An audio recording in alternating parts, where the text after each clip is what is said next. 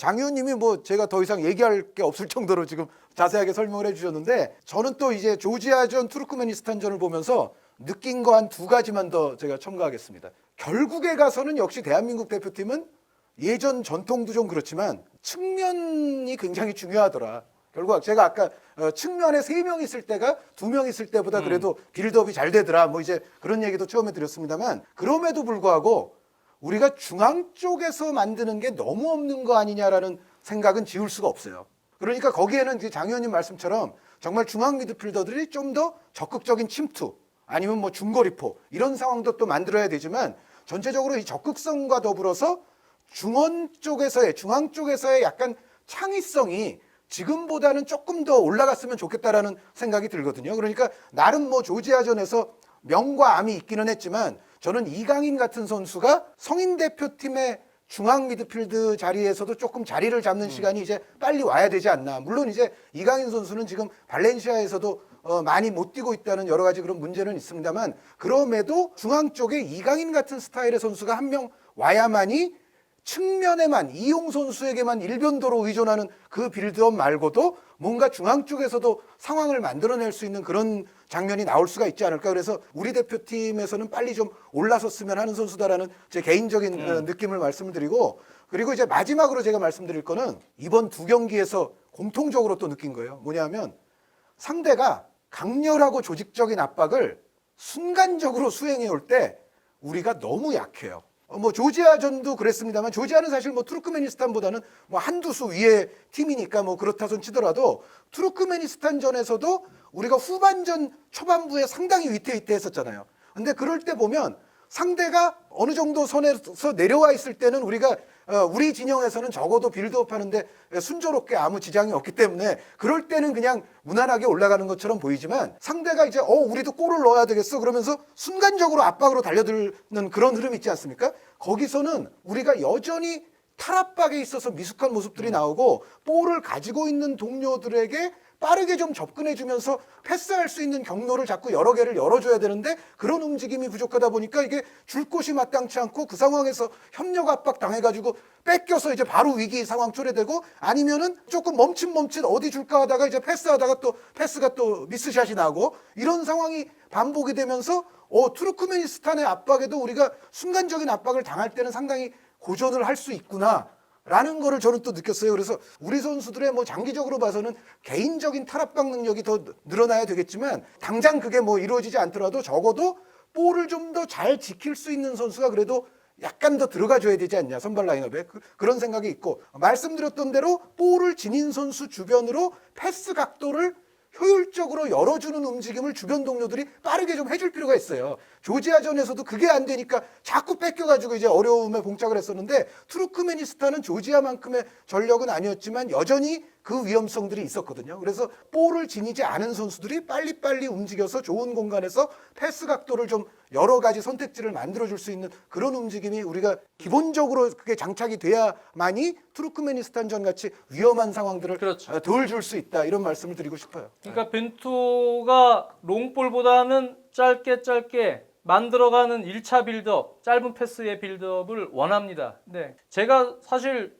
이번 투르크메니스탄전도 보면서도 느낀 점은 조금 아이러니한 건 그러한 도전적인 시도, 그런 용기는 좋아요. 네. 그래서 짧게 패스를 하는데 근데 그런 용기는 있는데 왜 센터백들은 더 라인을 좁혀서 들어올 만한 용기는 없습니까? 그러니까 패스 네. 플레이가 잘 되려면 기본적으로 간격이 컴팩트한 게 네. 필요하죠. 네. 그러니까 오히려 유럽에 있는 팀들이 1차 빌드업을 그런 숏 패스 빌드업으로 나갈 때 중요한 부분은 간격 유지가 현대 축구에서 매우 중요합니다. 강팀들이 1차 빌드업을 할 때. 근데 우리는 느낌이 센터백들은 짧은 패스를 하는 용기는 있는데 근데 라인을 끌고 들어올 만한 용기는 또 없어요. 엉덩이는 또 약간 뒤로 빠져 있단 말이에요. 그러면서 또 짧은 패스 나갑니다. 그게 제일 제가 보면 위험한 거예요. 이 선수들이 앞에 황인범이나 이재성이나 이런 선수들이 정우영 선수를 도와주러 빨리 오는 것도 중요하지만 상황이 여의치 않을 때는 공간이 좀 생겼을 때 센터백도 도와줘야죠. 예, 전진해서 간격을 좁혀서 또 앞쪽으로 바로 전진 패스를 넣어줄 수 있는 그런 것도 필요합니다. 근데 우리는 짧은 패스는 감독이 하라고 하니 빅패스 빌드업은 하는데 무서워서 수비진들은 약간 뒤로 빠져 있고 간격은 벌어지고 그러다 보니까 미드필더들은 공격적으로 올라갔다 다시 정우영 선수나 이런 선수 도와주러 내려오기가 좀 힘든 그런 거리까지도 되고 정우영 선수 혼자 있으니까 압박을 거기서, 당하면 거기서 압박당하면, 에워싸이고 이런 악순환이 계속되는 상황이라면 굳이 그렇게 짧은 빌드업으로 특히 이 아시아에서는 미스 하나에서 실점하면 그냥 승점 드랍입니다. 그래서 어떻게든 수비에서는 간결하고 안전하게 처리를 하는 것이 중요하기 때문에 그런 플레이를 하지 못할 바엔 롱볼 섞어라 안전하게. 왜 무리하게 쇼패스 가느냐. 안전하게 처리를 해라. 넘겨서 밀고 들어가라 라인. 거기서 세컨볼 봐라. 그게 더 오히려 리스크를 줄이는 방법이 아닐까 저는 생각이 들고 이번에도 투르크메니스탄전에도 뭐 손흥민 선수가 열심히 스프린트해서 한 수비 2개 해주고 또 역습 찬스에서 우리가 위험한 장면들이 있었는데 이게 다른 팀 같으면 제가 보면 한두 골 먹었어요. 특히 후반 초중반 그렇죠. 흐름에서. 네. 그러니까 그런 위험성을 우리는 좀 제거할 수 있어야 된다.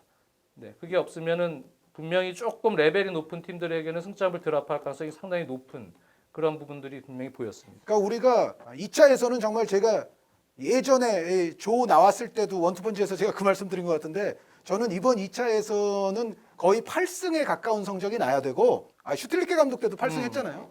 물론 팀은 뭐 조는 다를 수 있습니다만 적어도 한 7승 1무 아니면은 정말 마지노선으로 치더라도 원정에서 한 2게임 비기더라도 6승 2무. 진짜 6승 2무는 제가 생각했을 때 이 정도 조에서는 마지노선이에요. 그러니까 6승 2무에서 8승 사이는 충분히 저는 이건 나와줘야 된다고 보는데 어쨌든 그러한 어떤 과제를 수행하면서도 2차 예선을 통해서 좀 더 팀을 더 완성시키는 게 분명히 필요해요. 왜냐하면 투르크메니스탄전 정도의 우리의 경기력이라면 지금 장 의원님이 레벨 높은 팀들에게는 좀 곤란할 수 있다 말씀해 주셨는데 정확하게 그 레벨 높은 팀들이 어디서 등장하겠습니까? 최종 예선에서 등장할 거거든요. 그러니까 지금 현재 이 상태의 경기력에서는 최종 예선이 매우 위험해지고 험난해질 수도 있다는 전조 증상을 일단 보인 조지아전과 투르크메니스탄전이었거든요. 그래서 2차에서는 그래도 우리가 통과할 수 있는 여유와 여력을 그래도 충분히 가진 팀이기 때문에 2차 예선이 종료될 때까지는 적어도 팀이 지금보다는 더 완성이 돼야 된다. 아쉬웠던 부분만 얘기를 했지만 결과적으로는 어쨌든 잘했어요. 결과는 아주 좋았어요.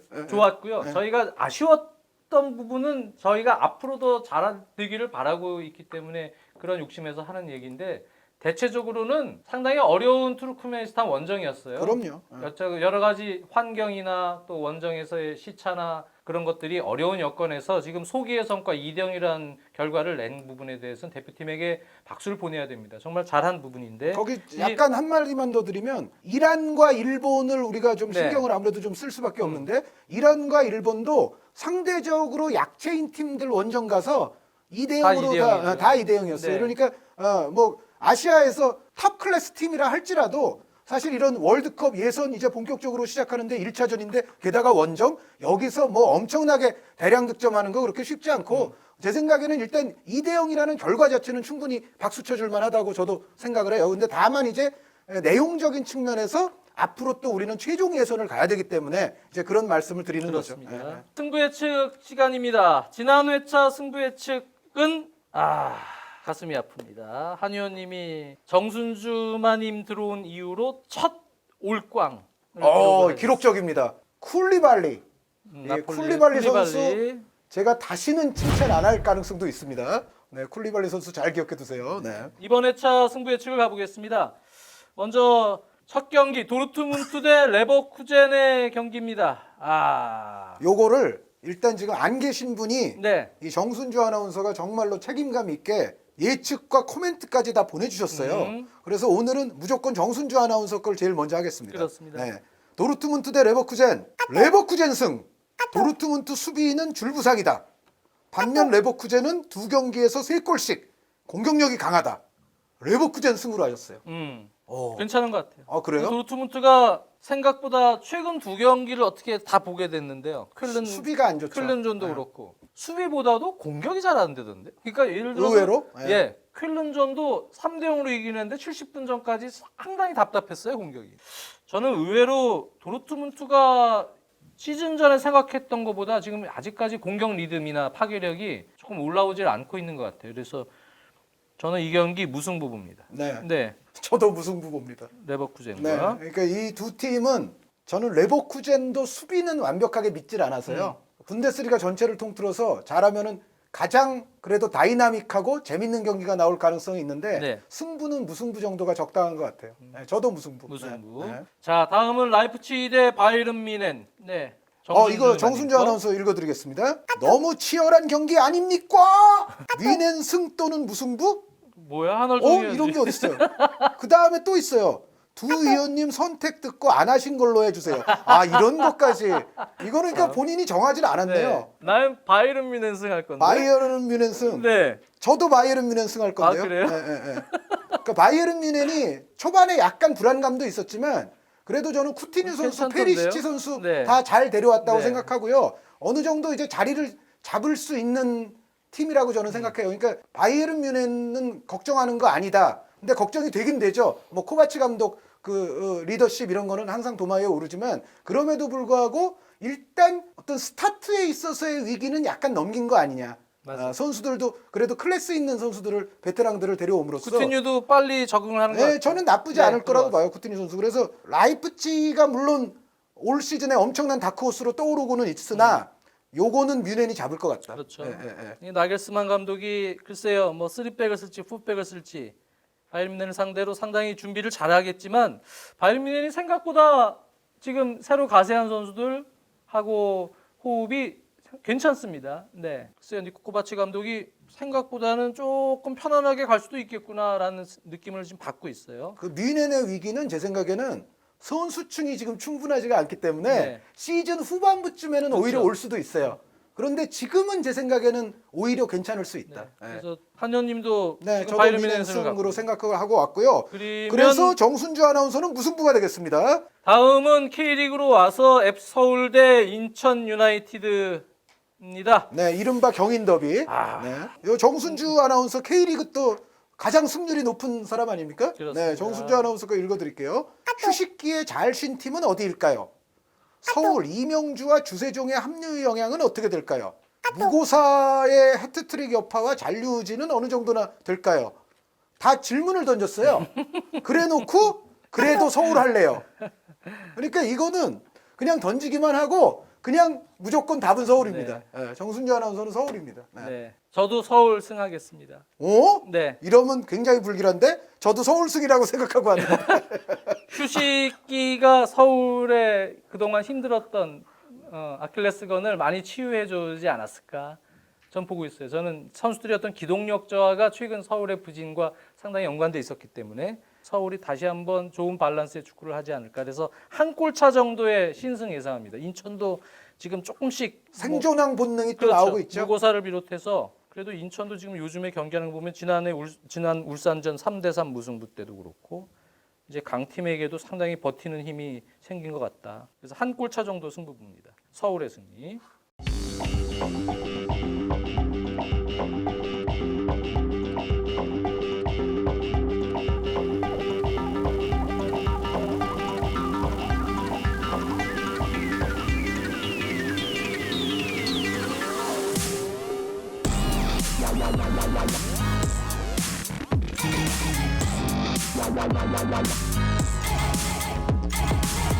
이렇게 376회 벤투호 투르크메니스탄전 리뷰와 벤투호에 대한 생각을 이야기를 해봤고 승부 예측까지 나눠봤습니다. 376회 2부에서는요 챔피언스리그 본선이 이제 시작이 됩니다. 네. 그래서 32강 본선을 앞두고 저희가 챔피언스리그 전체 조편성에 대한 한번 프리뷰를 해보겠습니다. 2부에서 뵙겠습니다.